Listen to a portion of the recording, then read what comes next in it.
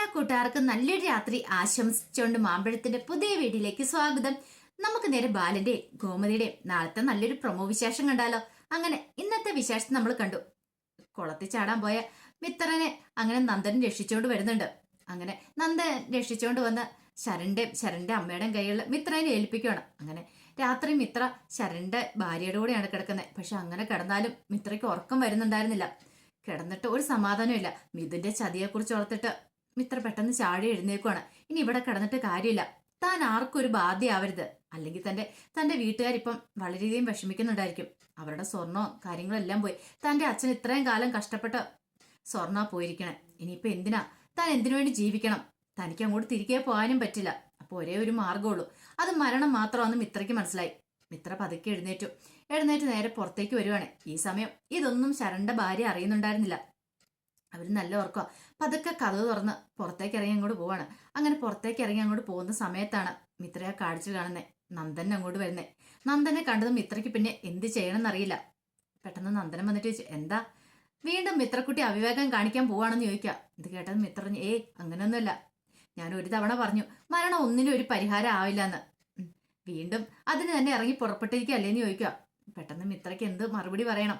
അതെ, ഞാൻ പറഞ്ഞല്ലോ എല്ലാം ശരിയാകും, കാത്തിരിക്കുക. നല്ലൊരു ജീവിതം മിത്രയ്ക്ക് വേണ്ടി കാത്തിരിക്കുന്നുണ്ട്. വെറുതെ എന്തിനാ ആ ജീവിതം ഇല്ലാതാക്കണമെന്ന് ചോദിക്കുക. ഞാൻ വെറുതെ അല്ല, മനസ്സിൽ ഒത്തിരി പ്രശ്നങ്ങൾ കാണും. ഒരുപാട് പ്രശ്നങ്ങളൊക്കെ ഉണ്ടായാലും അതെല്ലാം തരണം ചെയ്യണം. ഈ ഒരു ദിവസം അവിടെ കഴിഞ്ഞിട്ടുണ്ടെങ്കിൽ മിത്രയുടെ കാര്യത്തിന് ഒരു തീരുമാനമോ പിന്നെ മിത്ര സങ്കടപ്പെടേണ്ട കാര്യമേ വരത്തില്ല. പിന്നെ മിത്രയ്ക്ക് സന്തോഷത്തിന് നാളുകളായിരിക്കും വരുന്നു പറയാം. ഇത് കേട്ടത് മിത്ര പറഞ്ഞു, വെറുതെ പറയണ്ട, അതെ എന്നെ എങ്ങനെയാലും ഒന്ന് വിട്ടാൽ മതി, ഞാൻ എവിടെയായാലും പോക്കോട്ടെ, വെറുതെ എന്തിനാ എന്നെ തടയണേ? അറിയാലോ എന്റെ അവസ്ഥ ചിലപ്പോൾ നന്ദനോട് പറഞ്ഞാൽ മനസ്സിലാവത്തില്ലെന്ന് പറയാം. നന്ദനം പറഞ്ഞു, എനിക്കെല്ലാം മനസ്സിലാവും, കുട്ടി ഒരു കാര്യം ചെയ്യാം, ധൈര്യമായിട്ട് തിരികെ കയറി പോകാൻ പറയണം. ആ സമയത്ത് കണ്ണ് തുറന്ന് പതുക്കെ നോക്കി കഴിഞ്ഞപ്പോൾ ശരണ്യം മിത്രനെ മുറി കാണുന്നില്ല. ആകെപ്പാട് ടെൻഷനായി. അങ്ങനെ മുറിയിലൊക്കെ ഒന്ന് ബാത്റൂമിലൊക്കെ പോയി നോക്കിയപ്പോൾ അവിടെയും കാണുന്നില്ല. എന്ത് ചെയ്യണമെന്ന് അറിയില്ലാതെ അങ്ങോട്ട് വരുന്ന സമയത്താണ് നന്ദന് മിത്രയും കൂട്ടി അങ്ങോട്ട് വരുന്നത്. അപ്പോഴാണ് ശരിക്കും പറഞ്ഞിട്ടുണ്ടെങ്കിൽ ശരണ്ന്റെ ഭാര്യയ്ക്ക് ഒരു ശ്വാസം നേരെ വീണേ. പിന്നീട് നന്ദൻ വന്നിട്ട് പറഞ്ഞു, അതെ മിത്ര വീണ്ടും ഒരു അവിവേകം കാണിക്കാനായിട്ട് ഇറങ്ങി പുറപ്പെട്ടാന്ന് പറയണം.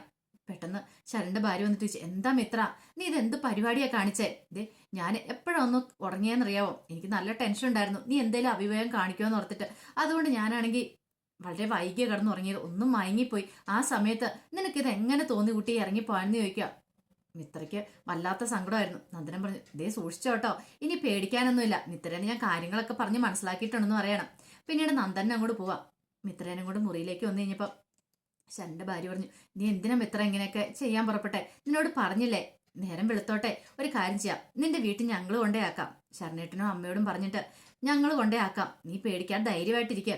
പണമല്ലേ പോയിരിക്കുന്നേ, ആ സ്വർണ്ണമൊക്കെ പോയാൽ കുഴപ്പമില്ലല്ലോ, ജീവൻ തിരിച്ചു കിട്ടിയല്ലോ. നിന്റെ അച്ഛനമ്മ എത്രമാത്രം വേദനിക്കുന്നുണ്ടായിരിക്കും. ഒരു പക്ഷെ നിന്നെ കാണാതെ അവരുടെ മനസ്സിലെ വേദന അത് നിനക്ക് പറഞ്ഞാൽ മനസ്സിലാവില്ല. ഒരു പക്ഷേങ്കിൽ നീ ഒരു അമ്മയായി കഴിയുമ്പോഴോ നിനക്ക് ആ വേദന മനസ്സിലാവുള്ളൂ. അതുകൊണ്ടാണ് ഞാൻ പറയണേ, ഇനി ഒരു അവിവേകത്തിന് മുതലില്ല, രണ്ടാം തവണയല്ലേ നന്ദനൻ നിന്നെ രക്ഷിച്ചുകൊണ്ട് ഇങ്ങോട്ട് വരണേന്ന് ചോദിക്കുക. ഇത് കേട്ടതും മിത്ര പറഞ്ഞു, എനിക്കറിയില്ല, എന്റെ മനസ്സ് വല്ലാതെ വേദനിക്കുമെന്ന് പറയാം. അതൊന്നും കുഴപ്പമില്ല, ഇന്നൊരു ദിവസം കഴിഞ്ഞോട്ടെ, നാളെ നേരം വെളുക്കും, നമുക്കെല്ലാം ശരിയാക്കാം, നീ ധൈര്യമായിട്ടിരിക്കാൻ പറഞ്ഞു മിത്രനെ ചേർത്ത് പിടിക്കുകയാണ്. പിന്നീട് ശരണ്ന്റെ ഭാര്യയ്ക്ക് ഒരു പേടിയാ, ഇനിയിപ്പോ താൻ കണ്ണടച്ച് കഴിയുമ്പോൾ എങ്ങാനും മിത്ര ഇറങ്ങി പോകുന്നൊരു ഭയം ഉണ്ടായിരുന്നു. മിത്ര പറഞ്ഞു, പേടിക്കണ്ട, ഇനി ഞാൻ അങ്ങോട്ട് ഇറങ്ങി പോകുന്നില്ല. പക്ഷേങ്കില് ശരണ്ന്റെ ഭാര്യ എന്ത് ചെയ്യുക, മിത്രനെ ആശ്വസിപ്പിച്ച് ചേർത്ത് പിടിച്ച് കിടത്തുവാണ്. ഇനി കൈവിട്ട് പോയിട്ടുണ്ടെങ്കിൽ എങ്ങനെ ഇറങ്ങി പോയിട്ടുണ്ടെങ്കിൽ എന്ത് ചെയ്യും? ഒരു ജീവനല്ലേ, അത് മാത്രമല്ല അധികം പ്രായമില്ലാത്തൊരു പെൺകുട്ടിയും കൂടെ. അങ്ങനെ പിറ്റേ ദിവസം നേരം വിളുന്നു. ഈ സമയത്ത് കോമതി പറഞ്ഞു, നമുക്കൊന്ന് ക്ഷേത്രത്തിൽ പോയിട്ട് ഗുരുവായൂരപ്പനോട് പറഞ്ഞിട്ട് പോവാം, വീട്ടിലേക്ക് പോകല്ലേ, മിത്രയുടെ കാര്യത്തിനൊരു തീരുമാനം ഉണ്ടാക്കാം. കാരണം ഭജന ഇരിക്കാൻ വേണ്ടി വന്നതാണ്, പക്ഷെ എങ്കിൽ അത് പൂർത്തിയാക്കാണ്ട് പോലും സാധിക്കാത്തൊരവസ്ഥയിലാ. എനിക്ക് എത്രയും പെട്ടെന്ന് പോയി അനന്തേട്ടനെ കാണണം. ആ ഒരു ചിന്തയായിരുന്നു ഗോമതിയുടെ ഉള്ളില്. പിന്നീട് ആരിനെയും മീനാക്ഷിയും കൂട്ടി നേരെ ഗുരുവായൂരപ്പൻ്റെ അടുത്തേക്ക് ചെല്ലുവാണ്. അങ്ങനെ ചെന്നിട്ട് പ്രാർത്ഥിച്ച്, എൻ്റെ ഭഗവാനെ മിത്രനെ എത്രയും പെട്ടെന്ന് കാണിച്ചു തരണം, മിത്രമോൾക്ക് ഒരു ആപത്ത് സംഭവിക്കരുത്, അത് മാത്രമേ ഉള്ളൂ പ്രാർത്ഥന, വേറെ ഒന്നുമില്ല. അത് മാത്രമല്ല അനന്തേട്ടന്റെ കാര്യം, അവർക്കൊക്കെ അങ്ങനെയൊക്കെ തോന്നണമെങ്കിൽ അത്രമാത്രം മനസ്സ് വേദനിക്കുന്നുണ്ടായിരിക്കും. ഇനി അവർക്കൊരു വേദന സങ്കടം കൊടുക്കല്ലേ, മിത്രമോൾ എവിടെയാണെങ്കിലും തിരികെ വരണം, അവൾക്കൊരു നല്ല ജീവിതം കിട്ടണം എൻ്റെ ഭഗവാനെ എന്ന് പറഞ്ഞ് മനമൊരുങ്ങി നിന്ന് പ്രാർത്ഥിക്കുകയാണ്. അതുപോലെ തന്നെയായിരുന്നു മീനാക്ഷിയുടെ അവസ്ഥ. കാരണം അമ്മയുടെ സങ്കടം കണ്ടിട്ട് സഹിക്കാൻ പറ്റുന്നുണ്ടായിരുന്നില്ല. ആ സമയത്ത് കൃഷ്ണമംഗലത്ത് എന്ത് ചെയ്യണമെന്ന് അറിയത്തില്ലാതെ ഒരു മരണവീട് പോലെ ഇരിക്കുന്ന ഒരവസ്ഥ. ഈ സമയം ധർമ്മൻ അങ്ങോട്ട് കയറി ചെന്നു. ധർമ്മൻ ചെന്നിട്ട് പറഞ്ഞു, എന്തിരിപ്പാ അമ്മ ഇരിക്കുന്നത്, ഇങ്ങോട്ട് എഴുന്നേറ്റ് വരാൻ പറഞ്ഞ് മുത്തശ്ശനെ പതുക്കെ കയ്യെ പിടിച്ച് എഴുന്നേപ്പിക്കണം. ഈ സമയം മുത്തശ്ശി പറഞ്ഞു, വേണ്ട വേണ്ട ധർമ്മ, വാ എഴുന്നേറ്റ് വന്നേ, എഴുന്നേറ്റ് വന്നേ, എന്തെങ്കിലും ആഹാരം എന്തെങ്കിലും കഴിച്ചേ. ഇതേ ഇന്നലെ മുതൽ ആരും ഒന്നും കഴിക്കുന്നില്ലോ, പോയൊരു പോയി, ഇനി അതിന്റെ പേരിൽ എല്ലാരും കൂടെ പട്ടിണി കിടന്നിട്ടുണ്ടെങ്കിൽ എങ്ങനെ ശരിയാവുന്നതെന്ന് ചോദിക്കാം.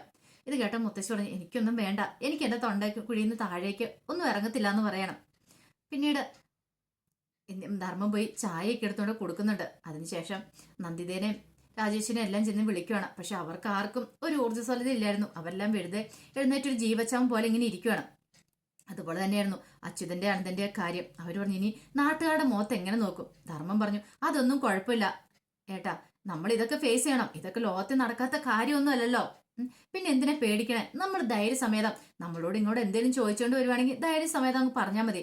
2 വാക്ക് പറഞ്ഞ പിന്നെ അവരൊന്നും പിന്നെ ചോദിക്കാൻ വരത്തില്ല. നമ്മൾ തല കുനിച്ച് നിൽക്കുമ്പോഴാണ് നാട്ടുകാർ ഓരോന്ന് പറഞ്ഞുകൊണ്ടിരിക്കുള്ളൂ. ധൈര്യമായിട്ട് മുന്നോട്ട് നീങ്ങിയാൽ മതി, ഞങ്ങളൊക്കെ ഇല്ല കൂടെ. പിന്നെ എന്തിനാ അനന്തേട്ടനും ഇങ്ങനെ ടെൻഷൻ അടിക്കണമെന്ന് ചോദിക്കാം. എന്നാലും എനിക്ക് സഹിക്കാൻ പറ്റുന്നില്ല ധർമ്മ എന്ന് പറയണം. ഇതേ വിഷമിക്കാതിരിക്കും, ഒരു കാര്യം ചെയ്യാം, ഞാൻ എന്തെങ്കിലും കഴിക്കാനും കൂടെ എടുത്തോണ്ട് വരാന്ന് പറയണം. വേണ്ട, ഇപ്പോൾ ഒന്നും വേണ്ടാന്ന് പറയണേ. ഇങ്ങനെ പറഞ്ഞിട്ട് കാര്യമില്ല. ഇതേ മിത്രമോള് പോയി, ഒരു പക്ഷേങ്കിൽ ഇനിയിപ്പൊ തിരിച്ചു വന്നാലോ. ഇത് കേട്ടത് അച്ഛനും പറഞ്ഞു, തിരിച്ചവളിങ്ങോട്ട് വരട്ടെ, അവളെ വീട്ടിലേക്ക് കയറ്റുന്നുണ്ടെന്ന് പറയാം. ധർമ്മം പറഞ്ഞു, അങ്ങനെ പറയരുത്, ഇവിടുത്തെ കുട്ടിയല്ലേ, അവൾക്ക് എന്തേലും സംഭവിച്ചോ എന്താ പറയുന്നത്, ആരുടെ കൂടെയാ പോയെന്ന് എങ്ങനെയാണെന്നൊന്നും അറിയത്തില്ല, ഏത് തരക്കാരനാന്നും അറിയത്തില്ല. അവൾക്കൊരു ആപത്ത് സംഭവിച്ചിട്ടുണ്ടെങ്കിൽ ഇവിടെയുള്ള സഹിക്കുമെന്ന് ചോദിക്കാം. ഈ സമയത്ത് അങ്ങോട്ട് അലോകൊന്നേ, അവള് തോന്നിയാസം പോയിട്ട് ഈ വീട്ടിൽ കയറ്റി താമസിപ്പിക്കണല്ലേ, അതിനാരും മഞ്ഞു കൊള്ളണ്ട. ചെറിയച്ഛന് അങ്ങനെയുള്ള ആഗ്രഹങ്ങൾ എന്തേലും അങ്ങനെയുള്ള ആഗ്രഹങ്ങളും മോഹങ്ങളും എന്തേലും മനസ്സിലുണ്ടെങ്കിൽ ചെറിയച്ഛൻ അത് പാടെ അങ്ങ് നുള്ളിക്കളഞ്ഞാക്കാൻ പറയണം.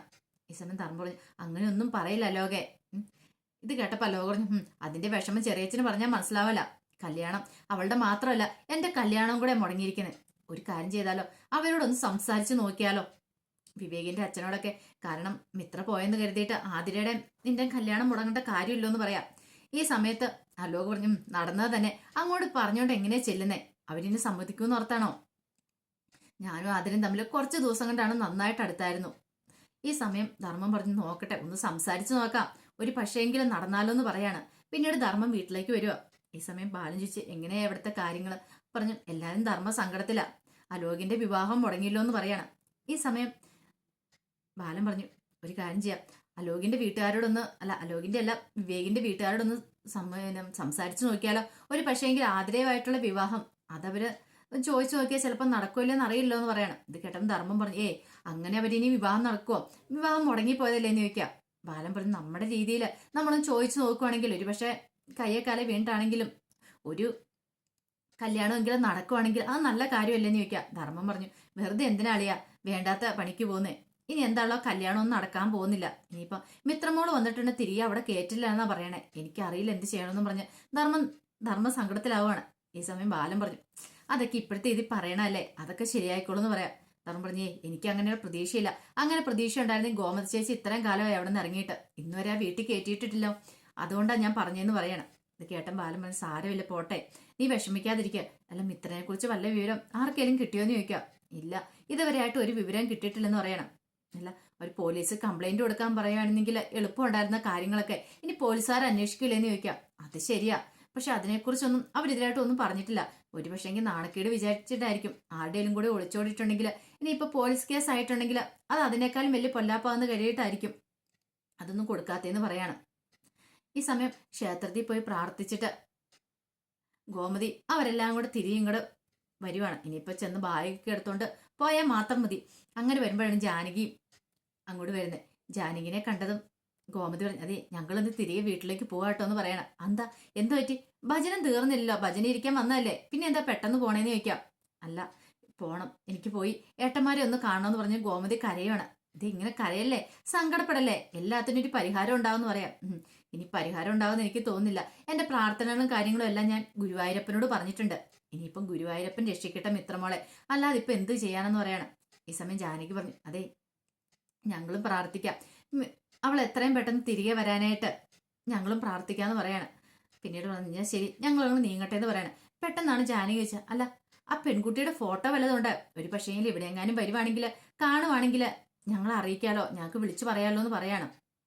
ഇത് കേട്ടതും മീനാക്ഷിയോട് പറഞ്ഞു മോളെ ഫോട്ടോ ഉണ്ടോ കാണിക്കാൻ പറയണം. അങ്ങനെ മീനാക്ഷി എന്ത് ചെയ്യണം, മിത്രയുടെ ഫോട്ടോ എടുത്ത് കാണിക്കുക. ഇത് ഈ ഫോട്ടോ കണ്ടതും പെട്ടെന്ന് തന്നെ ജാനകി പറഞ്ഞു, അയ്യോ ഇത് ആ കുട്ടിയല്ലെന്ന് ചോദിക്കുകയാണ്. ഏത് കുട്ടി?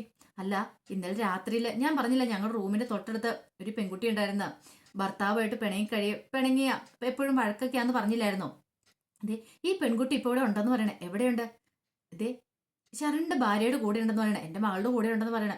ഇത് കേട്ടത് ഒരു നിമിഷം ഒന്ന് അമ്പരുന്നു. എന്തൊക്കെ പറയണേ, എനിക്കൊന്നും മനസ്സിലാവുന്നില്ലോ എന്ന് പറയണം. ഈ സമയത്താണ് ജാനകി ബാക്കി കാര്യങ്ങളെല്ലാം പറയണേ. കാരണം രാത്രിയിൽ ഇങ്ങനെ മിഥുന ഓടിയതും ആ പുറകെ മിത്ര ഓടിയതും പിന്നീട് രക്ഷിച്ചുകൊണ്ട് മുറിയിൽ കൊണ്ടുവന്നാക്കിയ കാര്യങ്ങളെല്ലാം പറയുകയാണ്. രാത്രി മിത്ര പറഞ്ഞ കാര്യങ്ങളെല്ലാം പറയാം. അവളോടും മിഥുൻ പറഞ്ഞിരിക്കുന്ന കാര്യങ്ങൾ ഒരു പക്ഷേങ്കില് ഇവിടെ നിന്നെങ്ങാനും അവളെ രക്ഷപ്പെടാൻ നോക്കിയിട്ടുണ്ടായിരുന്നെങ്കിൽ അവളെ കൊന്നു കളയുന്നു ഭീഷണിപ്പെടുത്തി വെച്ചേക്കുമായിരുന്നു. അതുകൊണ്ടാണ് അവൾ ആരോടൊന്നും പറയായിരുന്നേ. അവളെ ബലമായിട്ട് അവന് സ്നേഹിപ്പിച്ച് അത് മാത്രമല്ല ഇറങ്ങി വന്നില്ലെങ്കിൽ അവൻ ആത്മഹത്യ ചെയ്യുമെന്നൊക്കെ പറഞ്ഞ് ഭീഷണിപ്പെടുത്തിയിട്ടുണ്ടായിരുന്നു. അതുകൊണ്ട് ആ പെങ്കൊച്ച് ഇറങ്ങി വന്നേ. ആ കൊച്ചിതേ ഞങ്ങളുടെ കൂടെ ഉണ്ടെന്ന് പറയണം. ഇത് കേട്ടതും എന്ത് ചെയ്യണമെന്ന് അറിയത്തില്ലാത്തൊരു വല്ലാത്തൊരു അവസ്ഥയായിപ്പോയി. ആ സമയത്താണ് ആര്യനും അങ്ങോട്ട് വരുന്നത്. ആര്യനോടും ഗോമതി ഈ കാര്യങ്ങളൊക്കെ പറയാണ്. എല്ലാം കേട്ട് കഴിഞ്ഞപ്പോഴത്തേനും പെട്ടെന്ന് മീനാക്ഷി പറഞ്ഞു, അതെ നമുക്ക് എത്രയും പെട്ടെന്ന് മിത്രനെ കാണാന്ന് പറയണേ. ഈ സമയം മിത്രേനും കൂട്ടി ശരണ്ന്റെ ഭാര്യ ക്ഷേത്രത്തിൽ പോയി പ്രാർത്ഥിക്കുമായിരുന്നു. അങ്ങനെ മിത്ര മനോരുകി പ്രാർത്ഥിച്ച് എന്ത് ചെയ്യണമെന്ന് അറിയില്ലാതെ ഇറങ്ങി വരുന്ന സമയത്താണ് ഗോമതി മീനാക്ഷി എല്ലാരും കൂടെ നിൽക്കുന്നുണ്ട്. ഗോമതിനെ കണ്ടതും മിത്ര പിന്നെ ഒന്നും ചിന്തിച്ചില്ല. അപ്പച്ചീന്ന് പറഞ്ഞ് ഓടി വന്ന് കെട്ടി അങ്ങോട്ട് പിടിക്കുമായിരുന്നു. അങ്ങോട്ട് കെട്ടി പിടിച്ചങ്ങ് പൊട്ടിക്കരിയാം.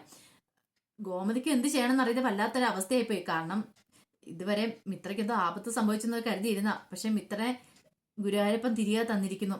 അങ്ങനെ അവര് എല്ലാരും കൂടെ സംഗമിക്കുകയാണ്. അപ്പൊ അതിന്റെ വിശേഷങ്ങളൊക്കെയാണ് നാളെ കാണാൻ പോകുന്നത്. ഇനിയിപ്പാണ് ഏറ്റവും വലിയ ടിസ്റ്റ് നടക്കാൻ പോകുന്നത്. കാരണം പോകുന്നതിന് മുമ്പ് തന്നെ ഗുരുവായൂർ വെച്ച് തന്നെ മിത്രയുടെ ആര്യന്റെ വിവാഹം നടക്കും. ഗോമതി ആഗ്രഹിച്ച പോലെ നന്ദനം പറഞ്ഞ പോലെ, നന്ദൻ എന്ന് പറഞ്ഞാൽ ഗുരുവായൂരപ്പനാ വരുന്നത്.